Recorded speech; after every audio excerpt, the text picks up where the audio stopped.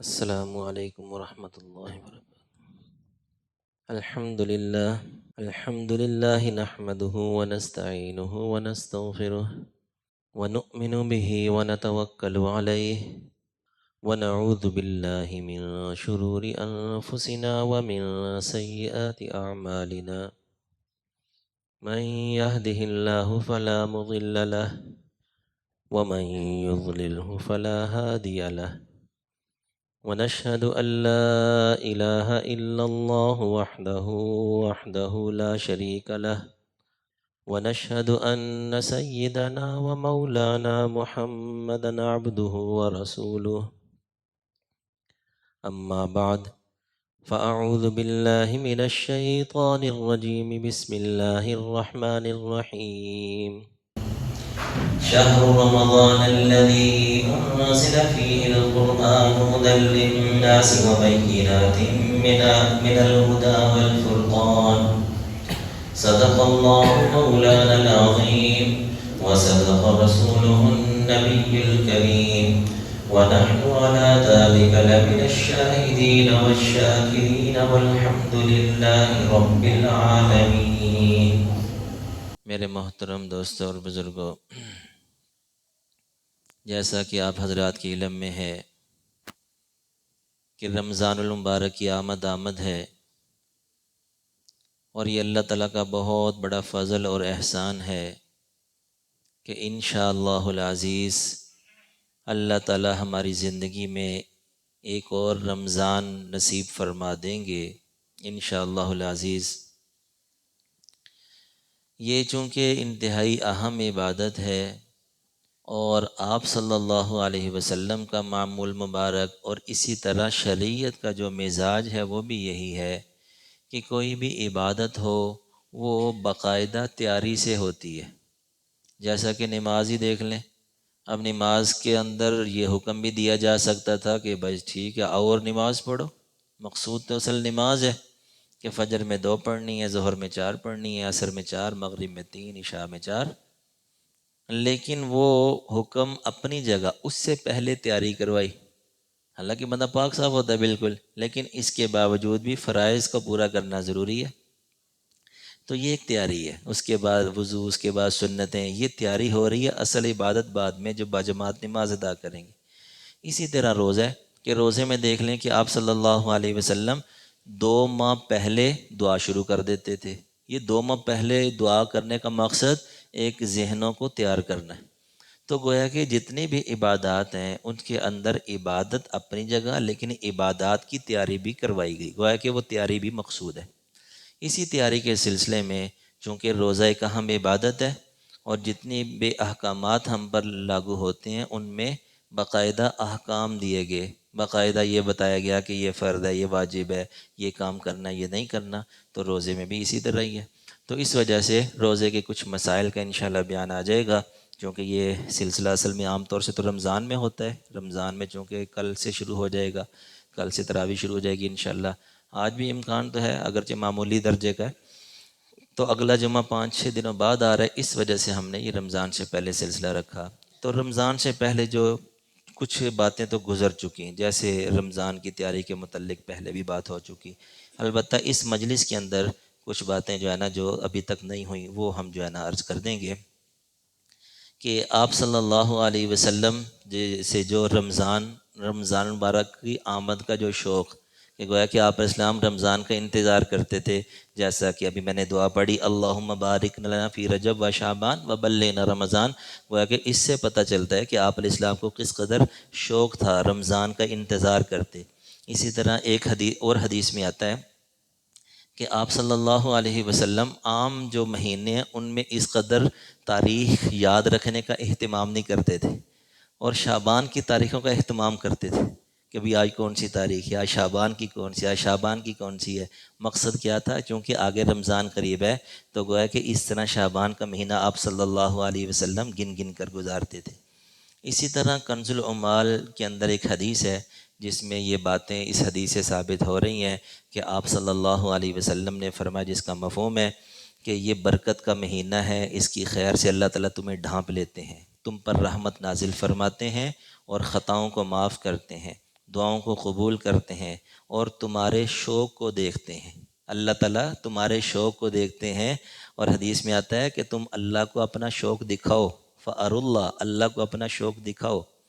اسی طرح فرشتوں کے سامنے تم پر فخر کرتے ہیں، بس اللہ کو اپنی نیکی دکھاؤ، اس لیے کہ جو شخص اس مہینے میں بھی اللہ کی رحمت سے محروم رہ جائے وہ بہت بڑا کم نصیب ہے، بہت بڑا بدبخت ہے وہ جو رمضان کی برکات سے محروم رہ گیا۔ اسی طرح ایک اور حدیث میں آتا ہے کہ آپ صلی اللہ علیہ وسلم نے فرمایا، من سلم لہ رمضان سلمت لہ السنہ، کہ جس کا رمضان کا مہینہ صحیح گزر گیا اس کا باقی سال بھی اللہ تعالیٰ عافیت سے گزار دیتے ہیں، یعنی اس کو سال کے دوران بھی اللہ تعالیٰ کوئی نیکی کی توفیق دیتے رہتے ہیں۔ اور الحمدللہ یہ اسی کی رمضان اچھا گزارنے کی برکت سے ہے جو نمازوں کی توفیق مل جاتی ہے، اس کے علاوہ اور کوئی ٹوٹی پھوٹی نیکیاں کرنے کی توفیق مل جاتی ہے۔ یہ کس وجہ سے اللہ تعالیٰ عطا فرماتے ہیں کہ رمضان انہوں نے اچھا گزارا ہوتا ہے۔ اگرچہ ہم جتنا بھی اچھا گزارے حق تو نہیں ادا کر سکتے، لیکن یہ بھی ایک اچھائی میں آتا ہے کہ کم سے کم روزہ تو رکھا۔ وہ بھی تو کم نصیب لوگ ہیں کہ جن کو روزے کی بھی توفیق نہیں ملتی۔ اسی طرح ایک اور حدیث میں آتا ہے کہ آپ الاسلام نے فرمایا، جس کا مفہوم یہ ہے کہ روزے دار کی منہ کی جو بو ہے وہ اللہ تعالیٰ کو مشک سے زیادہ پسندیدہ ہے، یعنی روزہ رکھنے کی وجہ سے معدے کے اندر سے جو بو آتی ہے نا منہ میں سے، تو اللہ تعالیٰ کے نزدیک وہ مشک سے زیادہ پسندیدہ ہے۔ اسی طرح فرشتے افطار تک ان کے لیے بخشش کی دعا کرتے رہتے ہیں، جنت ہر روز ان کے لیے آراستہ کی جاتی ہے، سرکش شیاطین قید کر دی جاتی، اس ماہ مبارک کی آخری رات میں ان سب کی مغفرت کر دی جاتی ہے۔ اسی طرح ایک اور حدیث میں آپ صلی اللہ علیہ وسلم نے فرمایا، جس کا مفہوم یہ ہے کہ جو بندہ بغیر کسی شرعی عذر کے، عذر نہیں تھا، اس نے رمضان کا روزہ چھوڑ دیا تو ساری زندگی بھی وہ روزے رکھتا رہے نا تو اس کے ثواب کو نہیں پہنچ سکتا، اس کی تلافی نہیں ہو سکتی۔ اتنا اللہ پاک نے اسے میں اجر رکھا ہے، اتنا زیادہ اجر ہے کہ جس کے بارے میں آتا ہے کہ عام جو نیکیاں ہیں نا ان کے بارے میں آتا ہے کہ یہ نیکی کریں گے تو اتنا اجر ہے، نماز ہے تو اس کا اتنا اجر ہے، وہ فرشتے لکھتے رہتے ہیں۔ اور جو روزے کا اجر ہے وہ اللہ تعالیٰ فرماتے ہیں کہ میں خود عطا کروں گا، اور وہ کسی کو پتہ ہی نہیں۔ اس وجہ سے حدیث میں آتا ہے کہ بغیر عذر کے اگر روزہ چھوڑ دیا، ساری زندگی روزے رکھتے رہو، اس کے ثواب کو نہیں پہنچ سکتے۔ البتہ قضا بندہ کر لے گا تو قضا تو ہو ہی جائے گا، لیکن ثواب وہ نہیں مل سکتا۔ اس وجہ سے قدر کرنی چاہیے۔ اب رمضان کی تیاری کے سلسلے میں تو کوشش کرنی چاہیے کہ پہلے ہی جو ہے نا ہم یعنی اپنے جو مشاغل ہیں ان کو سمیٹ لیں، جس قدر بھی ہو سکے ایک اہتمام کرنا چاہیے پہلے سے ہی، کہ اگر عام طور سے معمول کچھ اور ہے تو بندہ کچھ نہ کچھ وقت نکال لے کہ رمضان میں اپنے شیڈول جو ہے نا یہ ہوگا، جس قدر ممکن ہو سکے۔ بعض لوگ جو مجبور ہوتے ہیں، ملازم پیشہ ہوتے ہیں، تو البتہ ان کو بھی جو ہے نا وہ جتنی درخواست کر سکتے ہیں کہ چلو سحری، افطاری، اسی طرح جو ہے نا تراویح ہے، نمازیں ہیں، تو جس قدر کوشش ہو وہ کم سے کم وہ کریں۔ اور جن کے اپنے کاروبار ہیں وہ ذرا زیادہ وقت بھی نکال سکتے ہیں، اور کوشش کریں کہ جتنی بھی یہ عبادات ہیں، نفل عبادات ہیں، اس کا کچھ نہ کچھ حصہ رمضان میں ادا کرتے رہیں۔ تلاوت قرآن پاک ہے، اتنی اہم عبادت ہے، اس میں کوشش کرے کہ رمضان میں تلاوت زیادہ کرے۔ اس طرح ذکر و اذکار ہے، اور جو دعائیں یاد ہوں، دعائیں تو ویسے چلتے پھرتے مانگنی چاہیے، رمضان کا مہینہ ہے، ہر لمحہ کے اندر دعائیں قبول ہوتی ہیں۔ اسی طرح یہ صبر اور غمخواری کا مہینہ ہے، صبر لا محالہ کہ روزہ نام ہی صبر کا ہے، تو عام جو زندگی میں بندے کے معاملات چل رہے ہوتے ہیں، رمضان کے اندر کچھ اور مسائل بڑھ بھی جائیں، کسی طرح سے تکلیف ہو بھی جائے تو صبر سے کام لینا چاہیے۔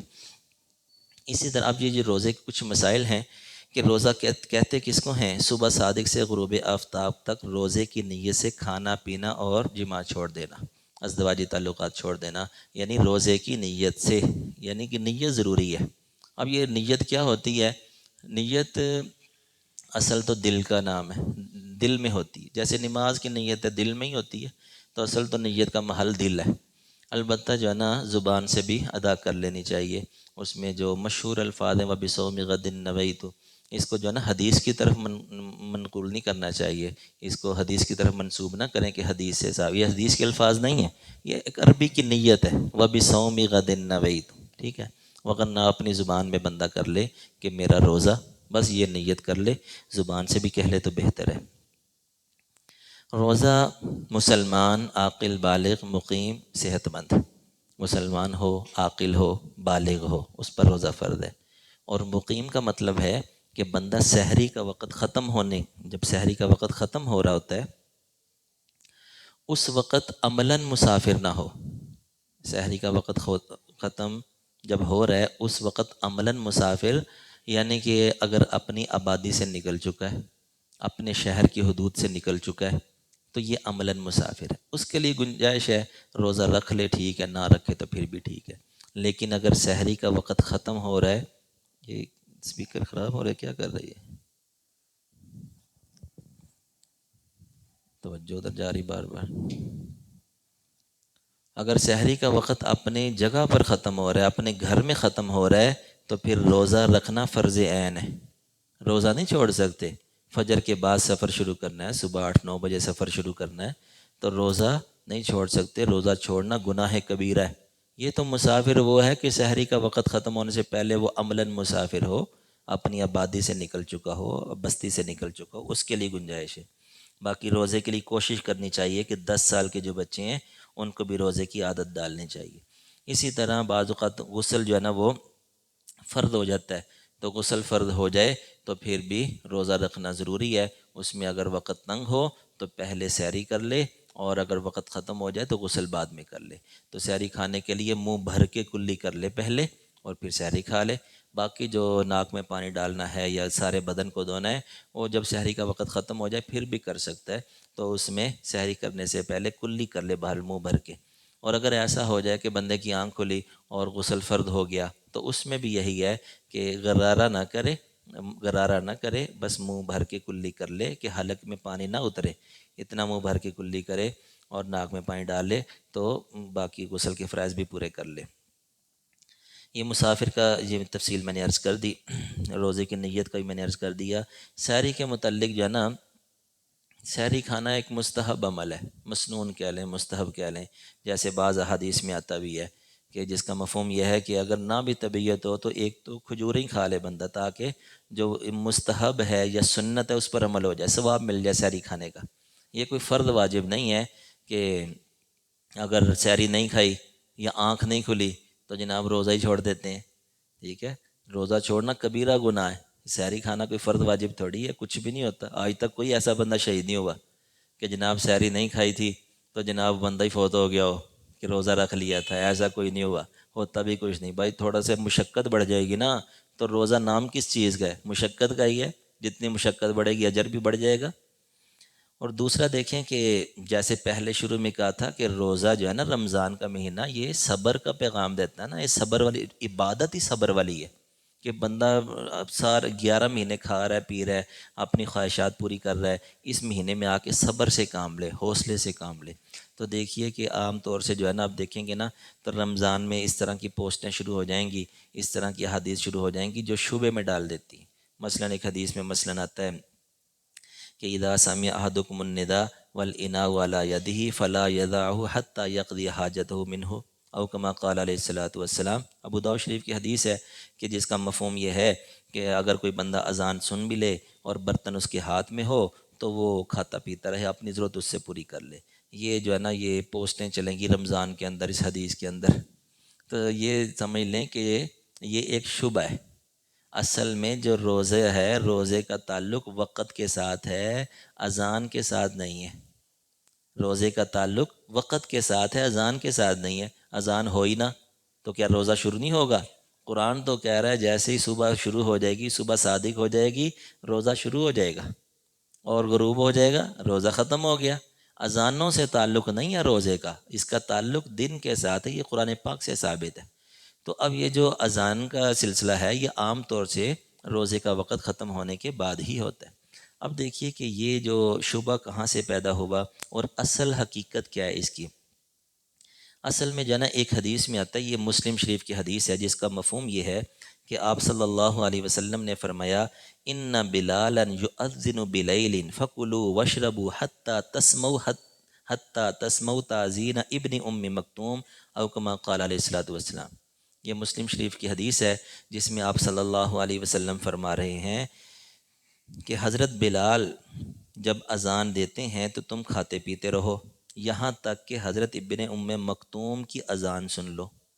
حضور کیا فرما رہے ہیں کہ جب حضرت بلال اذان دیں تو تم کھاتے پیتے رہا کرو یہاں تک کہ تم ابن مکتوم کی اذان سن لو۔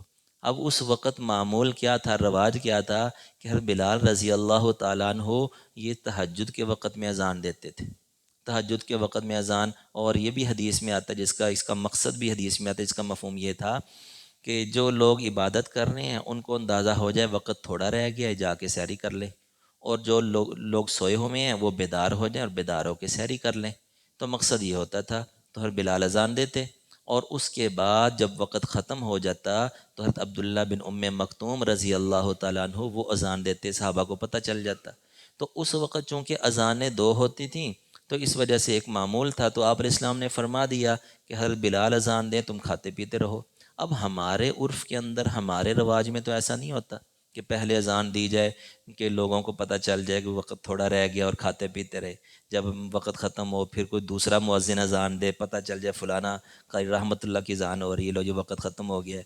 ہمارا تو ایسا کوئی رواج نہیں ہے، اور عام طور سے ہے ہی نہیں، بلکہ جتنی اذانیں ہوتی ہیں وہ اذانیں ہوتی ہیں وقت ختم ہونے کے بعد۔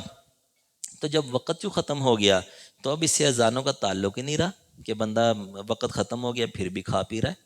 تو اگر کسی عرف کے اندر، معاشرے کے اندر ایسا رواج ہو کہ دو اذانیں ہوں، ایک تہجد کے وقت میں تو بندہ کھاتا پیتا رہے جیسے حدیث سے ثابت ہے، اور دوسرا بندہ ہو جس سے لوگوں کو پتہ چل جائے کہ اس کی اذان پہ روزہ ختم کر دینا، تو یہ بالکل جائز ہے، آج بھی جائز ہے۔ لیکن اب ایسا ہوتا نہیں ہے، جیسے وقت ختم ہو اذانیں شروع ہو جاتی ہیں۔ تو جب اذانیں شروع ہو گئیں اب کیسے کھا پی سکتے ہیں؟ اور دیکھیے کہ سارے دن تھوڑی سی بے احتیاطی سے سارے دن کا روزہ خراب کر لیا۔ اصل تو وقت یاد ہونا چاہیے آپ کو کہ وقت کیا ہے، کہ آج جناب پہلا روزہ مثلاً، اور وہ 5:07 پہ مثلاً سحری ختم ہو رہی، تو کوشش کریں 1 آدھا منٹ پہلے ہی بند کر دیں۔ اور ایسا بھی نہیں کرنا چاہیے کہ جناب جیسی اذان شروع ہوتی ہے دوڑیں لگاتے ہیں۔ ہم نے بھی اپنے رشتہ داروں میں دیکھا، اذان شروع ہوئی دوڑیں لگا رہے ہیں، بچے بھی دوڑیں لگا رہے ہیں، جناب جلدی جلدی پانی گٹ گٹ گٹ۔ او بھئی اللہ کے بندو کیا ہو گیا؟ جب کھا پی لیا، اچھی طرح ڈکار بھی مار لیا، اب حوصلہ کر لیں۔ سارا دن کیا ہے، روزہ ہی رکھنا ہے نا، تو 1 گلاس پانی وہاں کیا کرے گا، روزہ ہی خراب کر رہے ہیں۔ تو ایک فرض عین عبادت کو ہم ادا کر رہے ہیں، اور تھوڑی سی بے صبری سے کام لیتے ہیں، بے احتیاطی سے کام لیتے ہیں، سارے دن کا روزہ خراب ہو گیا۔ تو بہرحال ایسا عمل نہیں کرنا چاہیے، اس میں احتیاط کرنی چاہیے۔ اسی طرح بعض چیزیں ایسی ہیں کہ جن سے روزہ نہیں ٹوٹتا، خون دینا یا لگوانا۔ خون دے سکتے ہیں، البتہ بہتر تو ہے کہ نہ ہی دیا جائے، کیونکہ وہ پھر روزہ ٹوٹنے کا خدشہ ہوتا ہے، بندے کو چکر آ جاتے ہیں۔ لیکن یہ معاملہ بھی ایسا ہے کہ بعض اوقات مجبوری بن جاتی ہے، کوئی مریض ایسا ہے، کوئی اور بندہ مل نہیں رہا، خون دینا ہی پڑ جاتا ہے، تو اگر خون دیں گے بالکل جائز ہے، گنجائش ہے اس میں۔ اور اگر اس کی وجہ سے روزہ توڑنا بھی پڑ جائے گا تو امید یہ ہے کہ گناہ نہیں ہوگا، کیونکہ روزے جو آپ نے خون دیا وہ ایک تعاون کیا ہے، اور پھر بعد میں مجبوری بن گئی، چکر آ رہے، کوئی ایسا معاملہ ہو گیا، تو بہرحال اگر فی الحال خون دینے سے روزہ نہیں ٹوٹتا۔ سرما لگانا، تیل لگانا، خوشبو لگانا، ٹھنڈک کے لیے غسل کرنا، آنکھ میں دوائی ڈالنا۔ اب آنکھ میں دوا ڈالیں گے تو اس کا اثر بھی حلق تک محسوس ہوتا ہے، اس کے باوجود روزہ نہیں ٹوٹتا۔ اسی طرح کسی قسم کا ٹیکا لگوا لیں، ڈرپ بھی لگوا لیں، ڈرپ جو لگائی جاتی ہے اس سے بھی روزہ نہیں ٹوٹتا۔ اور انسولین جو لگاتے ہیں اس سے بھی، کسی بھی قسم کا انجیکشن لگوا لیں اس سے روزے پر کوئی اثر نہیں پڑتا۔ اسی طرح حجامہ لگوانا یا مسواک کرنا، بھول کر کھانا پینا۔ مسواک جو ہے نا وہ تازی بھی ہو، اب جب تازی ہوگی تو اس کا ذائقہ بھی محسوس ہوگا، اس کے باوجود بھی روزے پر کچھ اثر نہیں پڑتا۔ اسی طرح کھانا پینا، اچھا جن چیزوں سے روزہ ٹوٹ جاتا ہے اس میں کیا، قصداً کھانا پینا لا محلہ، اس طرح ازدواجی تعلقات قائم کرنا، کان یا ناک میں دوا ڈالنا، کان میں یا ناک میں۔ یہ جو ہے نا کان کا معاملہ، یہ بھی ذرا اختلافی ہے۔ اب رمضان میں دیکھیں گے نا یہ مختلف چیزیں آ جائیں گی سوشل میڈیا پر، تو ایک اختلافی چیز ہے، بعض کہتے ہیں کہ نہیں ٹوٹتا۔ اکثر فقہا کی رائے یہ ہے کہ کان میں دوائی ڈالنے سے روزہ ٹوٹ جاتا ہے۔ تو میں نے جیسے پہلے عرض کیا کہ یہ ایک احتیاطی عبادت ہے، تو احتیاط پر عمل کرنا چاہیے۔ اسی طرح قصدن منہ بھر کے کیا کرنا، قصدن ارادتاً جان بوجھ کے، جیسے کوئی حلق میں انگلی مار رہا ہے کہ کیا آ جائے، دل خراب کر رہا ہے قصدن کہ کیا آ جائے، تو قصدن ہو اور منہ بھر کے، اور پھر روزہ ٹوٹتا ہے۔ وگرنہ عام طور سے ایسا ہوتا ہے کہ جو قے ہوتی، الٹی ہوتی، وانٹنگ ہے، وہ بندے کو قصد سے نہیں غیر اختیاری طور پر آتی ہے، تو غیر اختیاری طور پر خود بخود چاہے جتنی بھی اس کو منہ بھر کے بھی آ جائے اس سے روزہ نہیں ٹوٹتا۔ کلی کرتے ہوئے حلق میں پانی چلا جائے اس سے بھی روزہ ٹوٹ جاتا ہے۔ آکسیجن جو ہے نا، آکسیجن میں اگر تو کوئی دوا ڈالی ہوئی ہے تو دوا کے چونکہ ذرات جائیں گے اس وجہ سے روزہ ٹوٹ جائے گا۔ ویسے عام طور سے ایسا ہوتا ہے کہ آکسیجن خالی آکسیجن ہی ہوتی ہے، اور اس میں یہ ہوتا ہے، اس کی علامت بھی ہوتی ہے کہ پائپ میں سے کوئی چیز نظر نہیں آ رہی، جو آکسیجن کا پائپ ہوتا ہے نا سلنڈر کے ساتھ اور جو ناک میں جا رہا ہوتا ہے، کوئی چیز نظر نہیں آ رہی ہوتی تو اس کی وجہ سے روزہ نہیں ٹوٹتا آکسیجن لینے سے۔ اچھا، بعض ایسے ہیں کہ بعض اوقات ایسا ہوتا ہے کہ صبح بندہ سحری کر لیتا ہے اور وقت ختم ہو چکا ہوتا ہے۔ اب یہ ایسا معاملہ ہے کہ یہاں قصدن تو کھایا پیا لیکن غلطی لگ گئی، اس وجہ سے کفارہ نہیں آئے گا۔ اب قصدن کھا رہا ہے لیکن غلطی کیا لگی کہ بندہ سمجھ رہا ہے کہ ابھی وقت ہے، اور جب کہ وقت ختم ہو چکا تھا، تو یہ جو کھانا پینا ہے اس سے روزہ بھی نہیں ہوگا اور کفارہ بھی لازم نہیں آئے گا۔ اگر کوئی ایسا معاملہ ہو جائے، اب دیکھیں کہ غلطی سے روزہ ٹوٹ گیا یا سحری جو ہے نا ایسے وقت میں کر لی، تو جب بھی ایسا معاملہ ہو تو سارا دن بھوکا رہنا واجب ہے۔ یہ بھی ذہن میں رکھے، یہ نہیں ہے کہ روزہ ٹوٹ گیا، حلق میں پانی چلا گیا، سحری بے ٹائم کر لی، روزہ نہیں ہوا تو جناب اب سارا دن کھاتے پیتے رہیں۔ وہ ایک اس سے جو ہے نا امید ہے کہ گناہ تو نہیں ہوگا، چونکہ غلطی سے ٹوٹ گیا روزہ، گناہ تو نہیں ہوگا، لیکن دوسرا جو ہم نے عمل کیا کیا کہ پھر کھاتے پیتے رہے تو یہ اس کا گناہ ہوگا۔ چونکہ دو حکم ہے روزہ رکھنا، اگر روزہ ٹوٹ گیا تو دوسرا حکم یہ ہے کہ تشبو بالصائمین، یہ عربی کا لفظ ہے تشبو بالصائمین، فقہ کی کتابیں ملتا ہے کہ روزے داروں کی طرح رہنا واجب ہوتا ہے۔ جو قضا ہے، قضا اور کفارہ، قضا کے لیے تو ایک روزہ ہی ہوتا ہے، اور کفارہ جو ہے نا اصل جو کفارہ ہے وہ ہے 60 روزے لگاتار رکھنا، ٹھیک ہے۔